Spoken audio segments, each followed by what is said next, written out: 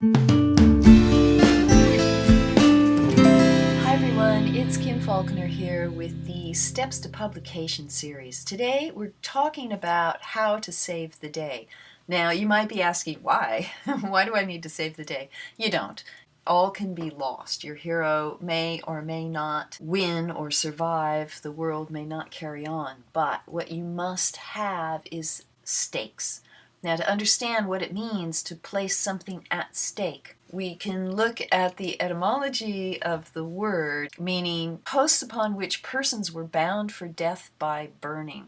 So everything is at stake, right? There is a lot to lose, and that is the question that you have to ask is, what is there to lose? Donald Moss writes about this in his book, Writing the Breakout Novel, and he's got on page 80 of this terrific little checklist. We have some key ideas. Basically, high stakes yield high success.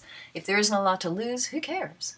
Right? And we have to care. You have to be creating something that actually matters. Okay, stakes say what could be lost. To test stakes, ask so what? And it's a fabulous thing to do as you write a scene, as you write a dialogue. You scriptwriters are probably familiar with Blake Snyder's Save the Cat. It's super informative, and in a lot of ways it models Joseph Campbell's hero's journey. And in the hero's journey, in Save the Cat, in this whole concept of high stakes and so what, we have a point in the story where all is lost, or potentially all is lost. This is where the money shot usually is in the film, and it's huge. And to weave this into not only your personal stakes, what is the hero going to lose on an individual level, to the public stakes, we're going to lose the universe as we know it. Don't be afraid to put your characters through some dark night of the soul. Don't be afraid to throw them out into the liminal zone where they have no more landmarks and they have no idea what to do next. This is what's going to add weight and meaning to your characters and to your plot.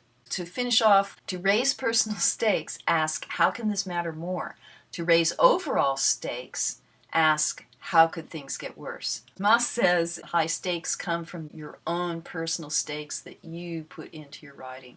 All right, everybody, go out there and save